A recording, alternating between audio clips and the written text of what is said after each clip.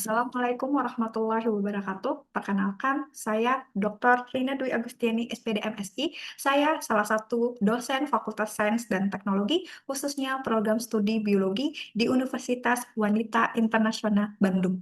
Pada kesempatan ini, saya akan menyajikan sebuah video pengajaran di mana video ini merupakan pernyataan diri dosen pada unjuk kerja Tridharma Perguruan Tinggi atau biasa dikenal dengan PDDUKTPK bidang pengajaran. Video pengajaran ini merupakan salah satu syarat mengikuti sertifikasi dosen. Mata kuliah yang akan saya bawakan adalah mikrobiologi industri. Mata kuliah ini merupakan mata kuliah kepakaran saya, yang dimana selama 3 tahun berturut-turut saya adalah dosen pengampu mata kuliah ini.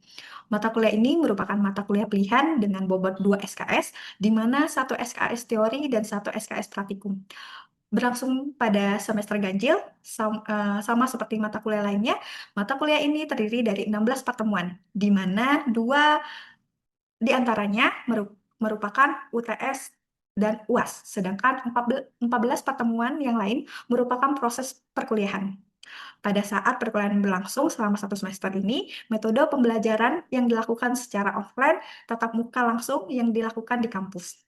Pada proses pembelajaran ini, mikrobiologi industri, metode yang saya gunakan sebagai acuan pendekatan pada perkuliahan ini adalah delivery instruction assessment, di mana pada proses perkuliahan ini ada transfer ilmu, ada transfer materi yang saya berikan kepada mahasiswa, mencakup beberapa materi yang telah tersusun dengan rapi sesuai dengan capaian yang telah diharapkan. Di dalamnya adanya proses interaksi-interaksi, di mana interaksi yang dimaksud adalah interaksi saya selaku dosen antara mahasiswa dan interaksi antara mahasiswa. Dan tentunya di akhiri perkuliahan ini ada penilaian yang akan diberikan kepada mahasiswa.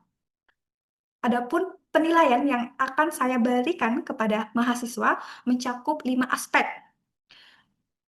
Hal yang penting yang pertama, kehadiran, sikap, kuis, tugas, UTS, dan UAS. Di mana bobot penilaian masing-masing penilaian ini yaitu untuk kehadiran, sikap, kuis, dan tugas itu 10%. UTS dan UAS 30%. Adapun tugas yang saya berikan kepada mahasiswa dapat berupa tugas individu dan kelompok.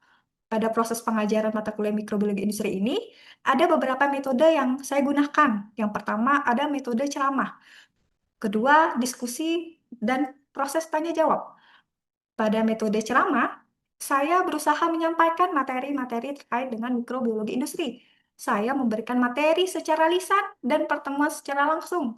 Dan kedua metode diskusi ini, mahasiswa diharapkan untuk mampu memberikan ide, gagasan terkait dengan topik-topik diskusi yang telah saya tentukan sebelumnya. Misalnya, pengembangan antibiotik pada masa mendatang, sedangkan proses tanya jawab berlangsung diawali dan diakhiri perkuliahan. Metode yang digunakan pada praktikum menggunakan Project Based Learning atau PBL, merupakan proyek sehingga menghasilkan produk mikrobe industri seperti pembuatan yogurt dan keju dalam produk-produk fermentasi.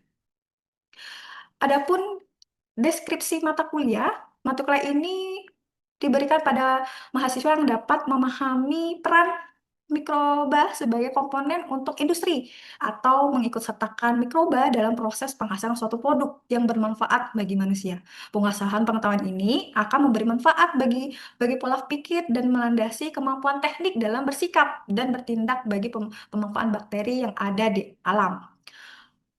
Mata kuliah ini membahas tentang peran mikroba dalam bidang industri, meliputi perkembangan mikroba industri, biokatalis, dan sumber-sumber mikroorganisme yang digunakan dalam proses industri, merancang pembenihan media, peralatan kultur, metode-metode proses fermentasi, isolat produk mikroba, dan proses-proses fermentasi khusus meliputi isolasi enzim, antibiotika, protein sel tunggal, dan makanan terfermentasi. Selama mata kuliah ini berlangsung, ada beberapa referensi yang saya gunakan untuk mendukung proses berjalannya mata kuliah saya. Yang pertama, Cappuccino, buku mikrobiologi. Kedua, buku Biology of Mikroorganisme dari Magian dan lainnya. Selain dari buku referensi yang saya sebutkan tadi, ada banyak referensi yang terkait dengan referensi artikel, jurnal, dan membahas mikroorganisme industri. Selain itu, ada dari aplikasi YouTube, di mana saya mengunggah secara langsung video-video terkait mikroorganisme industri, di mana video ini saya tampilkan secara visual agar mahasiswa mampu melihat bagaimana proses pengembangan mikroorganisme industri dari proses biokatalis yang terlibat. Sumber-sumber mikroorganisme itu salah satu contoh video yang saya perlihatkan kepada mahasiswa untuk mendukung perkuliahan ini. Adapun CPL yang disampaikan pada mata kuliah ini adalah mampu menguasai prinsip-prinsip biologi, sumber daya hayati, konsep aplikasi biologi dalam pengelolaan dan pemanfaatan sumber daya hayati maupun lingkungannya untuk kepentingan analis dan sintesis pada bidang biologi. Kedua, mampu menguasai biologi sebagai ilmu dasar dan teknologinya untuk mengembangkan usaha pelestarian dan meningkatkan produktivitas lingkungan. Memiliki pemahaman dan mampu memanfaatkan sumber daya alam hayati SDA yang mendukung pengembangan industri berwawasan lingkungan. Capaian pembelajaran mata kuliah atau CPMK mampu memahami pengertian dasar mikrobiologi industri serta prinsip dasarnya. Dua, mampu mengembangkan manfaat mikrobiologi di bidang industri. Tiga, mampu menjelaskan fermentasi, enzim, dan sumber-sumber mikroorba untuk mikrobiologi. Empat, mampu mengkomunikasikan pikiran, gagasan secara lisan dan tertulis tentang mikroba di bidang industri. Sub CPNK, adapun dasar mikrobiologi. Mahasiswa mampu menjelaskan siklus hidup mikroorganisme, kondisi pertumbuhannya, dan peran organisme dalam induksi makanan, farmasi, dan biokimia. Teknik kultur mikroorganisme. Mahasiswa mampu mengisolasi, mengidentifikasi, mengkarakterisasi teknik kultur dan vitro dan pengendalian lingkungan, teknik sterilisasi dan persiapan media kultur. Tiga, bioproses dan fermentasi. Mahasiswa mampu memahami, merancang, dan mengoptimal prinsip-prinsip bioproses dan kondisi fermentasi dalam proses berbagai produk industri secara efisien dan real-time. Empat, keamanan kualitas produk. Mahasiswa mampu menguasai, merancang, dan mengimplementasikan teknik pengujian mikrobiologi, strategi pengendalian kontaminasi mikroba, dan standar industri yang berlaku terkait dengan keamanan dan kualitas produk. 5. Bioteknologi dan rekayasa genetika. Mahasiswa mampu memahami dan merancang prinsip-prinsip bioteknologi, rekayasa genetika, dan mikroorganisme yang dimodifikasi secara genetik untuk tujuan industri. 6. Manajemen resiko dan keberlangsungan. Mahasiswa mampu mengidentifikasi risiko-risiko yang terkait dengan produk mikroorganisme industri, merancang strategi pengurangan risiko, dan memahami prinsip-prinsip berkelangsungan dalam mikroorganisme industri, termasuk pengelolaan limbah dan sumber daya alam. 7. Penelitian dan pengembangan mikrobiologi industri. Mahasiswa mampu merancang, melaksanakan, dan menganalisis dan perkembangan terbaru dalam eksperimen mikrobiologi industri dan berkontribusi pada inovasi industri. Itu merupakan sub CPK dalam mata kuliah ini. Demikian deskripsi mengenai mata kuliah mikrobiologi industri. Untuk melihat secara langsung proses pembelajaran dan pengajaran pada mata kuliah ini, kita akan berinteraksi secara langsung dengan mahasiswa dengan membahas mengenai produk-produk fermentasi, dan untuk praktikum akan ada video singkat mahasiswa membuat produk fermentasi, contohnya pembuatan yogurt. Assalamualaikum warahmatullahi wabarakatuh. Waalaikumsalam warahmatullahi wabarakatuh. Selamat pagi, teman-teman. Hari ini kita kembali dari kesempatan sehat untuk bisa ketemu dan sama-sama belajar. Pada pertemuan ini, hari ini perkuliahan mikrobiologi industri. Tema hari ini adalah produk fermentasi. Sebelum kita memulai perkuliahan, baiknya kita berdoa kepercayaan dan agama masing-masing. Berdoa mulai. Baik, yuk sebelum kita ke produk-produk fermentasi, pertemuan sebelumnya ada yang ingat pekan kemarin kita materi apa ya? Yuk. Oke, jadi silakan berdiri deh. materi sebelumnya sudah dipelajari sebelum masuk ke fermentasi adalah mengenai antibiotik, di mana kita belajar mulai dari sejarah perkembangannya. Di mana situ terdapat penemuan awal antibiotik itu pada tahun 1928 yaitu penicillin oleh Alexander Fleming, dan juga kembangkan pada tahun 1940 oleh Howard dan juga Agnes. Lalu masuk ke perkembangan selanjutnya pada tahun 1940 sampai 1960 adanya beberapa antibiotik penemuan baru, yaitu ada streptomycin, azithromycin, lalu ada fluoroquinolone dan lainnya. Lalu selanjutnya ada era resistensi, di mana di situ pada tahun 1970 jadinya resistensi yang menjadi isu yang sangat serius. Protein menjadi kebal karena penggunaan antibiotik. Lalu ada beberapa metode seperti metode fermentasi mikroba, sintesis kimia, semisintesis. Lalu ada klasifikasi antibiotik berdasarkan spektrum aktivitas, ada spektrum 2 yang sempit. Lalu berdasarkan mekanisme kinerjanya, yaitu ada inhibitor sintesis inti sel, inhibitor sintesis protein, dan juga inhibitor sintesis asam nukleat. Mungkin itu saja beberapa yang sudah dipelajari sebelumnya di antibiotik. Baik, penjelasannya sangat baik sekali dari Dewi. Semoga teman-teman juga sama pemahamannya. Ini udah lewat dari menit ya. Kita absen dulu, ada WAP, tolong diisi dan ditandatangan siapa yang hadir dan yang tidak hadir dianggap tidak hadir apa, dan jika ada surat keterangan nanti di akhir dulu ya, nanti Oke, baik. Energi sudah saya akses dan siapkan juga, tolong absen lainnya sudah diisi di sana ya. Oke, baik, kita masuk ke produk fermentasi. Oke, sebelum ke sana saya akan mengingatkan kembali kalian gambaran umum mata kuliah untuk membahas mikrobiologi ya, khususnya di industri, sejarah perkembangan yang sudah dijelaskan sebelumnya ya, adanya konsep mikrobiologi industri, adanya starter, media, lingkungan, proses clear ya, serta aplikasi fermentasi dalam proses industri pertanian untuk memproduksi pangan dan non-pangan. Berarti luas ya, karena ini memang mata kuliah pilihan. Jadi kita akan melihat dasarnya. Siapa yang belajar mahasiswa, saya harap bisa merancang dan menemukan proses mikrobiologi industri ya, di mana tentang fakta, media, dan lingkungan tadi, fermentasi dan aplikasi fermentasi dalam proses industri pertanian ya, untuk membuat produk ya. Nanti kan kita ada praktikumnya, nanti kita akan membuat produk fermentasi ya, jadi hasilnya produk dan produk ya, kalau untuk ya. Oke, baik, untuk produk fermentasi ini, jadi industri fermentasi menghasilkan beberapa produk diantaranya.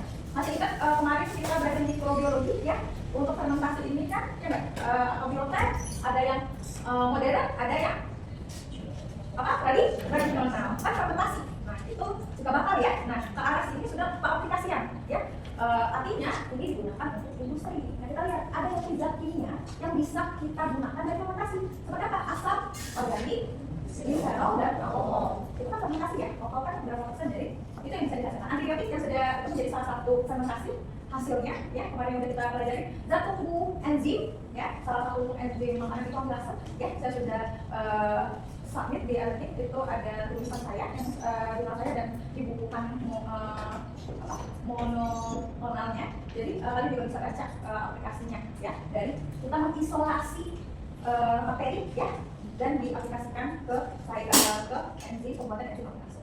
Ya, makanan dan minuman, pengawet dan sebagainya ya. Tapi kita lihat produk-produk apa saja. Nah, ini mengingatkan kembali konsepnya ya, di mana ada bahan baku. Ya, tadi misalnya gula, gulosa kan, ya nggak? Nanti akan dibantu oleh mikroba, ya kan? Mikroba ini, ya, nanti tadi contohnya saya bilang amilase, berarti bahan baku apa? Glukosa akan dicerna, ya nggak? Ya, glukosa atau zat tepung, zat mati, ya nggak? Akan di proses melibatkan organisme ini menjadikan produk apa aja? Metabolit, ya, enzim, biomasa atau biosel mikroba atau biomasa substrat. Substrat apa? Misalnya tepung tadi menjadi zat aktif. Itu kan sudah dikecilkan dari yang gede, dikecilkan lagi. Ya, jadi banyak dipecah oleh, bisa menjadi gulanya, bisa menjadi substrat. Enzimnya apa? Saya contohkan tadi amilase. Jadi pecahannya ini berapa? Ya, gitu ya. Nah, kalian juga bisa mengakses produk apa aja yang di pasar global. Ya, nanti ada tugas. Ini juga salah satu bisa bahan bacaan kalian untuk mengerjakan soal di akademik ya. Nanti ya saya jelaskan. Ini sudah saya sampaikan, ada bahan bacaan di sini. Lanjut ya, ada mau ditanyakan dulu? Oke. Oke. Iya. Mikroba sebagai hasil itu misalnya tadi protein sel tunggal. Bisa dicontohkan protein sel tunggal apa? Ada yang minum untuk vitamin E. Maksudnya itu apa? Adanya apa? Alga merah kan? Itu menjadi salah satu protein sel tunggal. Maksudnya apa? Protein yang dari organisme. Saya sudah jelaskan awalnya protein itu banyak ya. Ada yang apa? Non esensial dan Esensial. Oke. Kalau ragi di satu ya, ragi di sini jangan bayangkan yang sudah jadi yang dibungkus untuk pembuatan roti itu salah satunya, tapi yang ragi yang dimaksud ini adalah ini kulung dari mikroba untuk memecah zat tadi salah satu zat api. Kan mikroba ini itulah yang akan menjadi yang kalian buat nanti misalnya buat donat itu salah satu produknya ya, tapi raginya itu inokulum organisme sebetulnya ya, tapi macam-macam itu ya gitu ya. Mungkin kalau misalnya untuk ada kan ragi untuk pembuatan tempe ya kan, ragi untuk pembuatan peyem, terus apa lagi ya sama roti kan itu beda-beda kan organismenya, tapi ya kan, tapi bisa organismenya beda-beda tapi berpecah kan. Nah ragi itu berarti kumpulan inokulum mikroorganisme. Paham? Oke. Nah di sini saya menampilkan produk rekor dari sekarang sampai 2027 ini apa adanya untuk apa agrikultur, bisa sebagai biopestisida, dan animal fertilizer. Apa itu? Patah kan? Ya kan? Nah itu yang apa panjang. Jadi untuk ahli mikroba atau saya bilang kalau ahli mikrobiologi pasti akan dicari orang. Kenapa? Produk yang akan dihasilkan itu banyak. Ya, mau nanti di segi pangan, pertanian, energi, nah itu menjadi produk mikrobiologi melibatkan organisme untuk menghasilkan suatu produk. Ya, seru nggak? Oke, nanti kita lihat di sini ada yang apa? Tadi, ya, untuk nutrisi, manufaktur, apa? Baking, ya kan? Enzim dan biopolimer. Gimana sih enzim itu? Ya kan? Itu tadi kalau misalnya memang teori yang kita buatkan kayak gitu ya, dari sebuah produk enzim itu ikut bekerja tidak? Tidak. Dia tidak ikut bereaksi seperti yang saya bilang, seperti apa? Ngeberangi. Dia nemuin si A, si B. Dia ikut bereaksi tidak? Tidak. Kalau dia ikut reaksi, nggak jadi ada beda. Ya, dia hanya sebagai apa? Oke, ya. Nah ini yang bisa kita hasilkan. Terus untuk skala apa? Industri, kesehatan, terus apa lagi? Iya, adanya kalau biofuel itu ya kan sudah ini ya. Terus sudah akan sekali banyak produk-produk yang ya. Kalian sudah tahu kan bensin, apalagi dari dulu minyak tanah, ya enggak? Ya enggak? Sekarang ada lagi nggak minyak tanah? Enggak, karena diperbarui karena bahannya sudah habis. Kalau tidak diperbarui kita apa lagi? Ya, oke bensin sudah sekarang kan nggak lagi itu kan mereknya, ya alat kayak gitu kan. Nah terus sekarang ada mobil listrik, ya kan dari panasnya itu kan diubah. Oke kalau mobil listrik tidak memerlukan organisme tapi yang ini ya dopol gitu kan itu memerlukan fermentasi konsep awalnya, ya. Oke terus ya sama terus untuk lingkungan bioremediasi. Sehingga kan kemarin apa itu? Gimana? Yuk gimana memerlukan kita harus untuk membersihkan lingkungan, ya. Misal contohnya kemarin apa? Adanya kebakaran saya bilang, ya. Apa? Kapal, ya kan? Kapal dia membawa minyak ataupun kalau dia tidak membawa minyak pasti dia membawa bensin ya. Meledaklah, ya kan? Kecelakaan lah, pasti minyaknya tercampur kan dengan air. Tercampur kan? Enggak. Minyak sama air bisa nggak? Enggak. Berarti tercampur kan itu kan? Nah kita butuh mikroorganisme ya memakan minyak tadi sehingga air laut itu menjadi bersih. Ya, oke. Nanti untuk tugasnya nanti saya minta tolong cari organisme itu apa aja, ya. Terus ini untuk market industri ini banyak ini. Nah kalian bisa lihat ini adalah apa? Industri, ya, yang bercerita tentang industri ini. Jadi kalau kalian pengen bekerja di PT ini, kalian harus apa? Basicnya mikrobiologi. Tetapi ya. Nah, ini ya skala industri, ya. Ya. Kalau untuk pembuatan yogurt yang digunakan apa? Ya, nanti besok kemas selanjutnya untuk praktikum kita akan membuat ya. Oh, terus keju, bisa kita buat keju? Asam-asamannya kita kombinasi dari susu yang mentah, ya, susu yang hanya sekali minum harus ini nilai mutunya, ya kan? Sudah habis tapi setelah kita inovasikan bisa menjadi minuman bisa menjadi apa? Keju itu makanan, ya nggak? Pendamping untuk olesan roti, gitu ya. Nah, menjadi mutu buahnya tinggi nggak? Tinggi.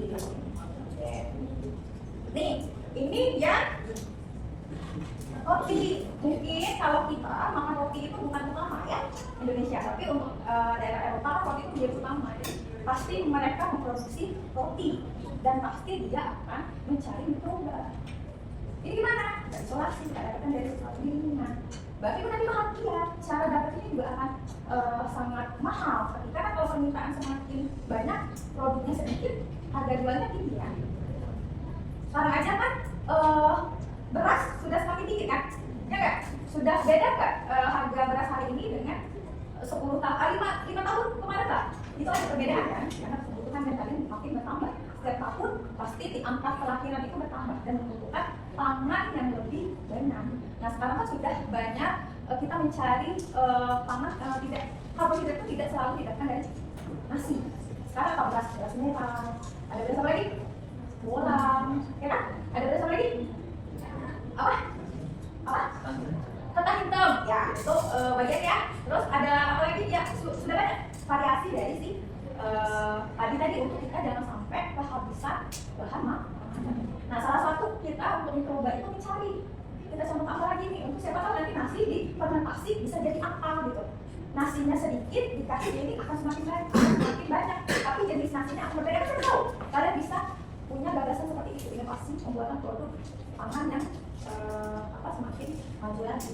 Jadi ya, roti berarti ini top ke-6 pada tahun 2021, gitu ya. Oke. Nah ini yang saya bilang tadi, roti tadi kan ini kan merek kan, ya. Tapi untuk yang ini sama ini berbeda penggunaannya, nggak pada roti saja, tapi pada sentuh berbeda. Ya, tadi saya bilang bukan raginya, tapi 50 mikrobanya. Kalau ini pembuatan apa? Ya, minuman. Harus minuman. Ya nggak? Jadi lihat ya, ya nggak? Fermentasi, ya nggak? Fermentasi. Ini salah satu bakteri yang mendukung, ya, atau memasukkan bisa dari minuman yang kan alkohol yang 1000 tahun, 2000 tahun itu mahal kan? Ya semakin lama fermentasi semakin mahal kandung alkoholnya. Itu menjadi bahan peluang bisnis. Sama ya, ini salah satunya ya. Nih, cuka apel lagi booming kan? Orang-orang dia mencari ini. Ternyata bermanfaat. Jadi minuman, makanan yang berfermentasi itu akan lebih sehat di tubuh karena akan memberikan organisme. Karena kita sekali masuk kelas makan kan organismenya, maka membuat pencernaan kita lebih baik daripada kita makan minum susu segar tiap hari. Ya kan? Minum susu segar dengan kita mengkonsumsi yogurt ada yang berbeda kan? Ini apa? Rasanya apa nanti yang dihasilkan? Gurih. Sebetulnya kita makan MSG itu boleh nggak sih? Boleh, tapi dengan takarannya tidak barbar gitu ya. Jadi rasanya itu nggak masalah, sebetulnya lebih sehat MSG daripada yang kaldu ayam itu gitu. Ya kan itu dia menipu rasa kan? Ya nggak? Kalau MSG ini kan hanya membuat gurih, tapi kalau kaldu kan berarti dia kaldu ayam mengiritkan, ya kan? Kaldu ayam atau kaldu sapi. Ya gitu ya. Sebenarnya kalau lebih ini karena tubuh kita tidak ditipu. Ya. Dan pengawetan itu sebenarnya lebih MSG ini. Nah ini apa? Apa ini? Zat kimia kan? Ini sangat dipakai untuk apa? Skincare, ya kan? Bersama skincare kan dimanfaatkan? Baru tahu kan? Nah, ya itu tadi mana zat ini, bakteri ini apa? Ya tadi untuk wajah, gitu ya. Tapi ya tadi dia difermentasikan dulu. Jadi ini kan, jadi campuran ini dimasukkan ke dalam skincare, ya. Luas banget. Jadi mau masuk mikrobiologi itu skala industri biologi kimia itu peluangnya besar sekali. Apalagi kalau skincare sudah banyak peminatnya. Dan jangan nanti kalian bisa buat skincare sendiri kan ya? Siapa tahu kan ya?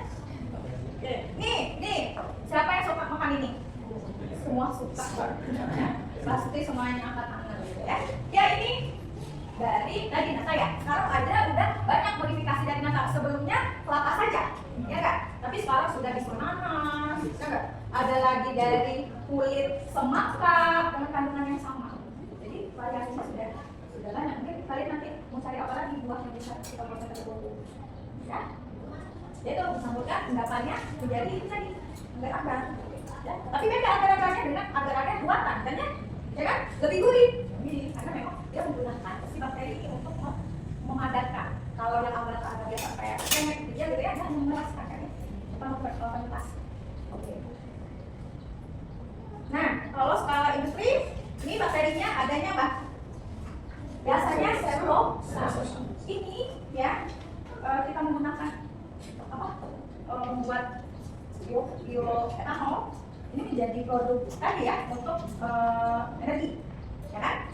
Jadi menjadi masih penelitian yang sangat apa ya, seksi untuk dilakukan karena peluang energi ini pasti akan dicari, ya. Dan Indonesia ini sangat bisa karena hayatinya banyak. Nanti bisa kalian pengen, oh ini kan dari jagung, pengen misalnya dari tebu, siapa tahu nanti kita lihat komposisi tebu, atau nanti kalian punya, oh di desa bu ternyata pohon ini setara dengan jagung, siapa tahu yang bisa menjadi bahan apa substratnya yang akan dihidrolisis atau fermentasikan dari si bakteri. Lanjut ya. Oke, ini yang saya bilang tadi, bioremediasi, pengolahan limbah yang dibakar menggunakan mikroba untuk polusi. Nah, kalau ini kan ini aja sudah kalian lihat kan di mana bakteri sekecil ini bisa bermanfaat, ya nggak? Yang tidak terlihat menurut kalian. Jangan sampai kalian yang sebanyak ini atau yang seutuh ini yang bisa terlihat tidak bermanfaat, gitu kan? Nah, lihat dianya bakteri solidnya, ya, yang digunakan untuk bioremediasi di sebuah, iya, droplet apa bakteri yang toleran tuh aja, ya, yang mereka nanti CO2-nya bisa jadi keluar, oksigennya, ya, oksigen yang dihasilkan itu bisa keluar, bisa kita hirup, gitu kan? CO2 nanti diambil oleh tumbuhan kan, kalau di ya fotosintesis kan bersihkan terus. Gitu ya? Ini yang bioremediasi juga, ya, ini banyak nih, ya. Ini penelitian yang saya dapatkan untuk ekosistem ya. Nah, nanti sudah saya upload tugas DR ini. Kalian sekelompok saja mencari mikroba yang terkini. Tadi kan mungkin saja yang ragi tadi itu kan top ke 6. Siapa tahu dia sudah turun atau malah sekarang yang kedua atau bahkan satu itu kan 2021 kan. Nah, saya minta apa? Terkini infonya, ya.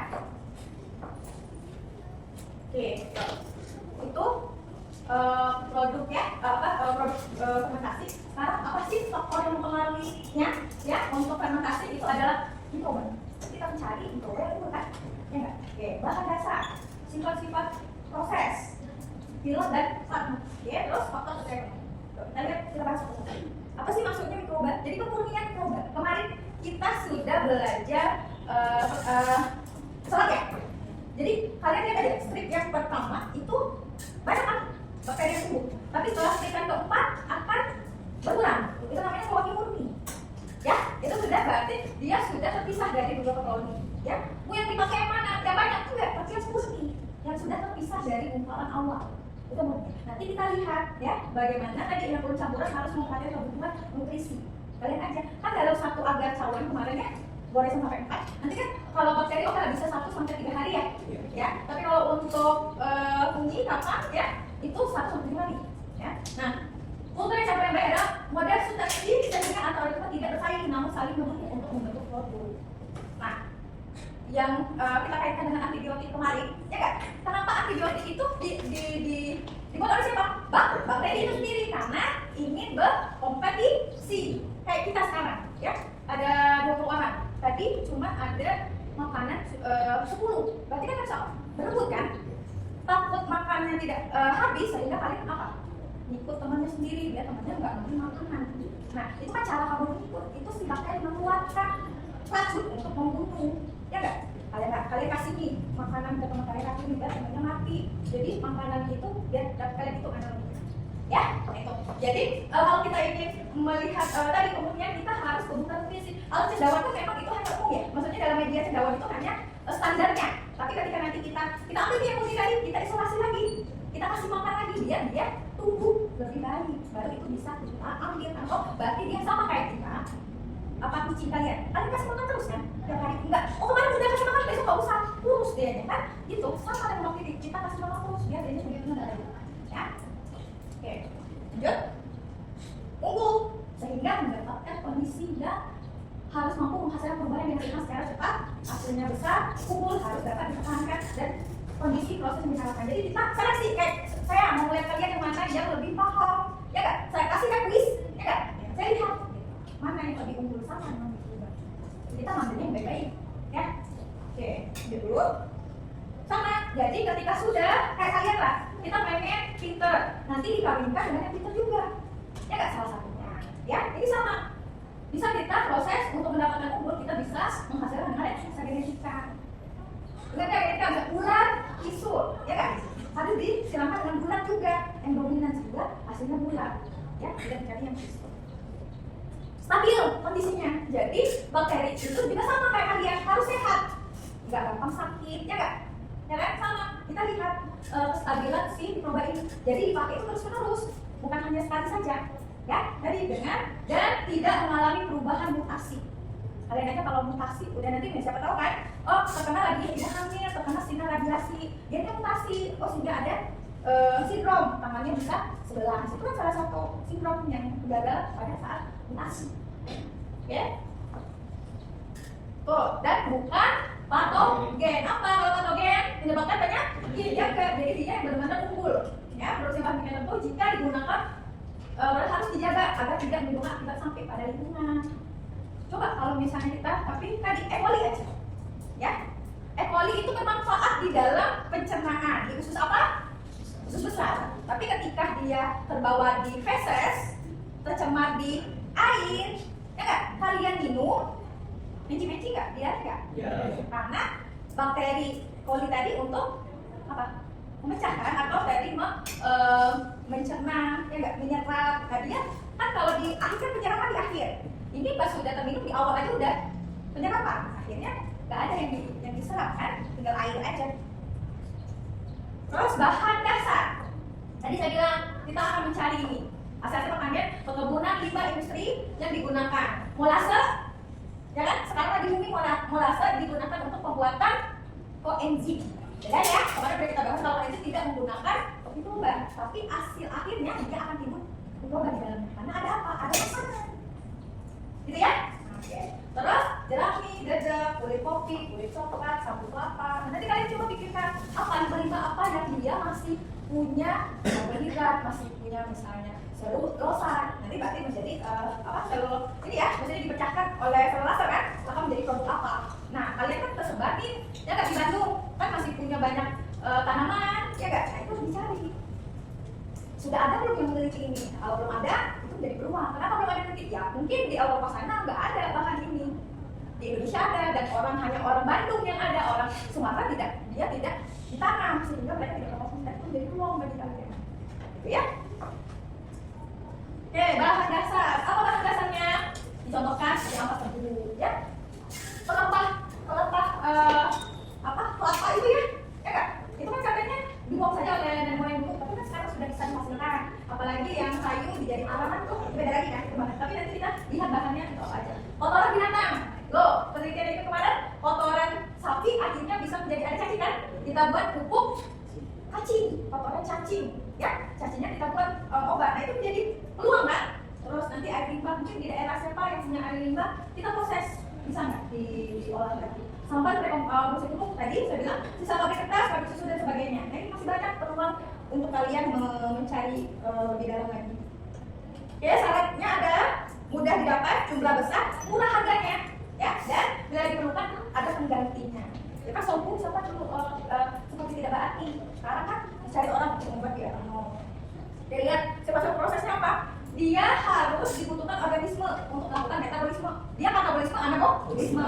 Terus kondisi yang dibutuhkan aerob tanpa aerob tanpa oksigen. Kan fermentasi tuh menggunakan medium pada cair dan padat dalam proses produksi dan digunakan untuk membuat ini.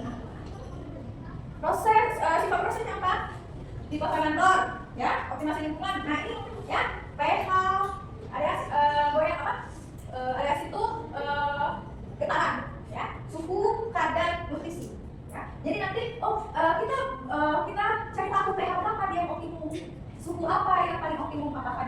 suhu masak optimum atau lebih panas di optimum gitu. Terus ya lihat lagi, kalian mendapatkan organisme itu dari mana? Kalau misalnya kalian mendapatkan dari sumber air panas, berarti dia butuh suhu yang tinggi gitu. Kita melihat itu. Macam alat bantu, sumber air, listrik, pemrosesan dan sebagainya, cara penggunaan hasil dan sterilisasi. Ya tadi kalau mikroba ya sterilisasi ya, harus bebas dari mikroba yang baik ya. Oke, diplomat itu adalah semacam nih laboratorium ini memang yang sudah lengkap. Di bawah skala perubahan diagram ini menunjukkan hasil baik dapat di skala industri. Jadi kita boleh di lab yang sederhana, terus kita tingkatkan. Nah, skala yang sederhana ini akan prinsip dasarnya akan dibawa ke lab industri, gitu ya. Oke, lalu faktor ekonomi. Tadi dulu untuk mengelola sumber ekonomi agar dapat mencapai tujuan perusahaan. Tadi harus memperhatikan ini 6M, materi, metode dan market. Kalau misalnya sudah sampai sini metode udah ada tapi nggak ada tempat jualnya juga sama saja. Oke, yuk sampai sini untuk produk fermentasi ya. Oke, ada yang mau ditanya dulu? Ya, apa seru ya nanti kita baca jurnal untuk terkait dengan produk fermentasi yang sekarang lagi booming ya. Nah untuk sebelum tugas saya mau tanya, ada yang mau merangkum untuk pertemuan ini? Ya, pokok-pokoknya boleh? Oke, boleh disingkat ya, boleh aja. Dari yang udah dijelaskan ada faktor-faktor yang disebutkan oleh Ibu. Yang pertama itu untuk keberhasilan dari produk fermentasi itu ada mikroba. Kita harus menentukan mikroba yang baik yang akan digunakan sebagai produk dari fermentasi. Lalu ada bahan dasar, selain mikroba itu ada bahan dasar yang baik yang bisa digunakan untuk fermentasi. Lalu ada sifat-sifat prosesnya. Proses saat fermentasi itu harus dengan cara yang baik seperti kondisi lingkungannya yang bersih, steril, alat yang digunakan juga steril. Lalu ada pilot plant itu kayak laboratorium yang lebih lengkap yang bisa digunakan sebagai produk dari fermentasi. Itu ada faktor sosial ekonomi. Faktor sosial ekonomi itu bisa mencakup money, mesin, material, dan market.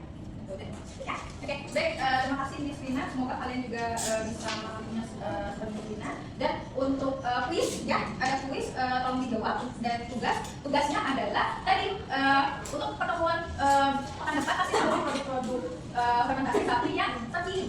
Ya, jadi kalau kalian baca dulu terlebih dahulu dan buat dulu per kelompok ya, dibagi menjadi 4 kelompok saja. Cari apa produk yang sangat penting atau belum mungkin sekarang tapi boleh jadi 10 tahun atau 5 tahun ke depan akan menjadi kebutuhan, itu boleh. Ya. Kalian punya gagasan itu.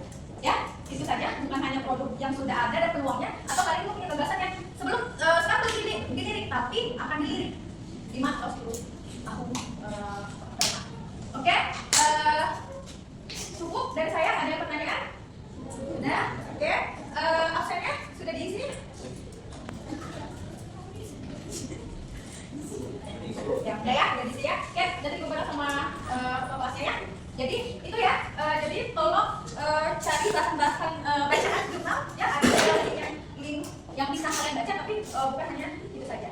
Cukup dari saya, terima kasih atas kehadirannya dan perhatiannya. Saya selalu, saya akhiri. Wassalamualaikum warahmatullahi wabarakatuh. Assalamualaikum warahmatullahi wabarakatuh.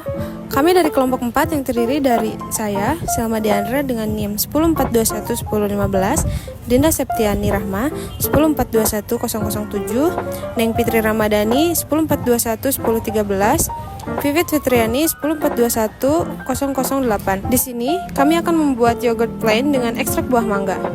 Oke, jangan berlama-lama lagi guys, stay tune. Kita sterilkan alat-alat untuk praktek seperti botol, toples, dan pengukur suhu. Selanjutnya, pengecekan suhu pada susu.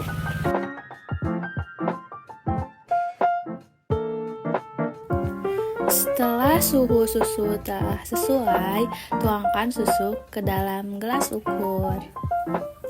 Selanjutnya, tuangkan starter yogurt. Kita memakai Biocool sebanyak 3 centong. Tuangkan secara hati-hati dan aduk merata ya guys.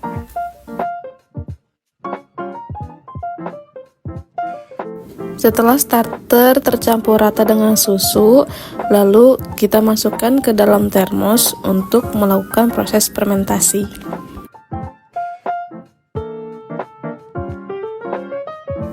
Pastikan susu tidak terkena mulut termosnya ya guys, supaya tetap steril.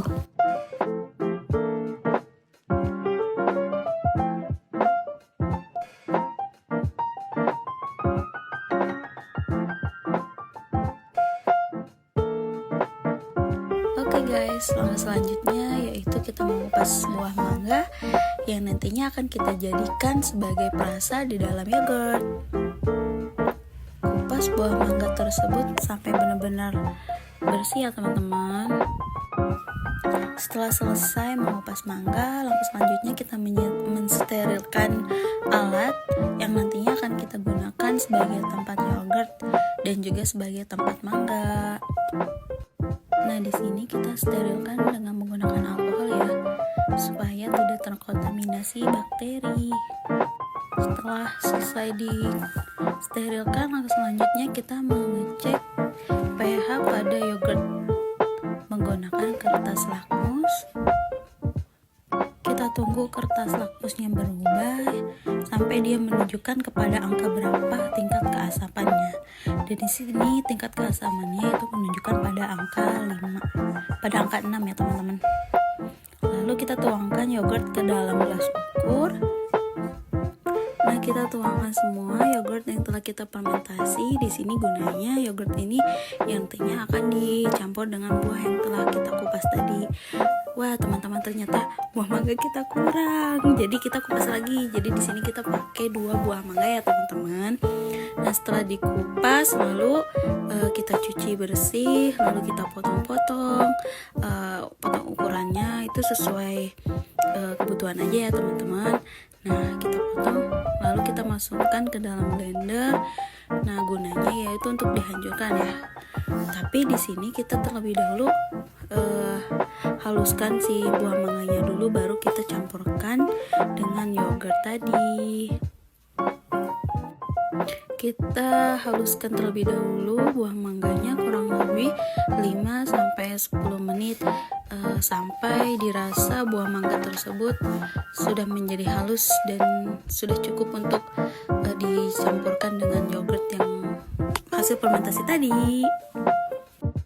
Nah, di sini kita haluskan buah mangganya dengan kecepatan yang dirasa cukup untuk membuat mangga lebih cepat halus ya. Sampai dia benar-benar halus dan memang tidak ada lagi buah mangga yang bertekstur kasar. Oke guys, sekarang kita menyiapkan gula pasir sebanyak 50 gram. Nah, gula ini tuh sebagai pembantu pembentukan tekstur dan memberi rasa manis pada fermentasi yogurt. Selanjutnya kita tuangkan gula dan di blender kembali bersama mangga yang telah kita haluskan tadi.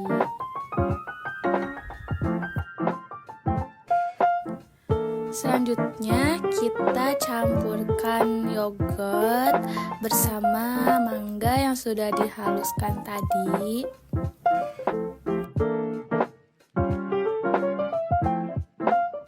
Lalu kita blender kembali sebentar saja teman-teman, supaya yogurt dan mangganya tercampur dengan rata.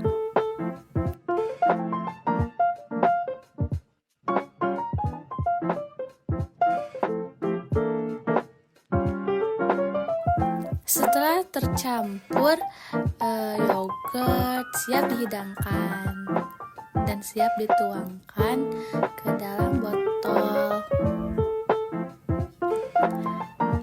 Jangan lupa botol steril dan ditutup ya guys.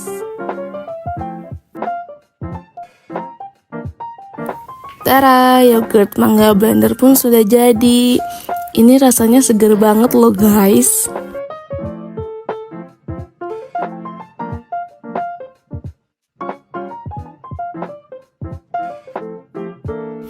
Nah, terakhir kita tambahin label, ditempelin di botolnya agar tampilannya lebih menarik.